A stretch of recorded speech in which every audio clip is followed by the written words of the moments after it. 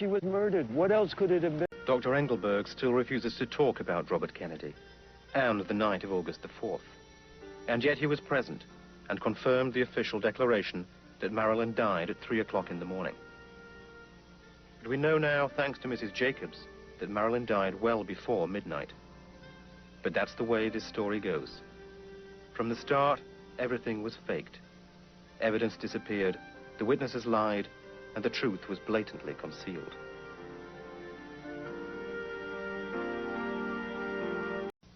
The Monroe residence in Brentwood, a crime scene.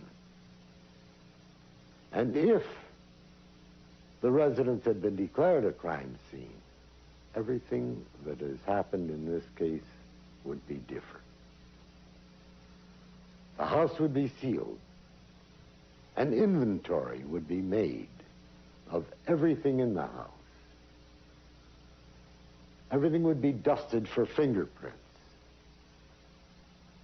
The equipment that was used to give her the fatal enema would have been found. And there would have been traces of the barbiturate in that equipment. What Norman told me I found to be quite astounding. It proved that he had been a key witness to all the events that had taken place. And what he said was that Marilyn had fired his mother-in-law, Eunice Murray, the housekeeper, that morning, and he was helping Eunice pack her belongings when Bobby Kennedy and Peter Lawford arrived about mid-afternoon. He said it was at about 3 or 3:30 in the afternoon, and Eunice and Norman were told to leave. They were given some money by Lawford and told to go to the market, but the message was clear that they were to get out of there. He said they returned about an hour later, saw that Lawford's car was gone, and when they returned to the house, they found Marilyn in a very hysterical state. He said he had never seen anybody that upset, and that Marilyn was both angry and frightened, and said that she had been threatened by Bobby Kennedy. And admitted that her housekeeper, Eunice Murray, was operating a washing machine at midnight after the death of her mistress. Why? Well, it seems reasonable that some fluid and perhaps fecal matter had escaped during the administration of the barbiturate enema. And there's a reasonably good chance then that the discolored colon and the congestion were the product of the way in which the barbiturate came in to Miss Monroe's body.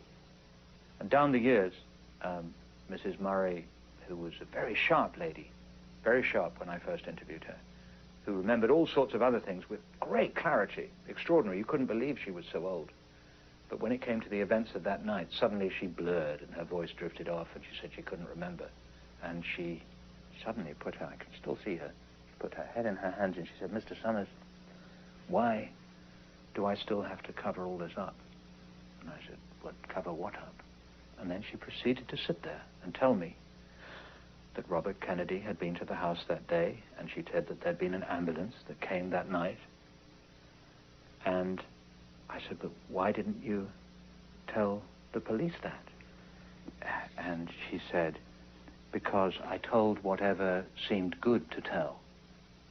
And I said, but why did it seem good to tell? Why was the correct story not told? And she said, "Well, it was sticky. It became so sticky that the protectors of Robert Kennedy had to step in there and protect him.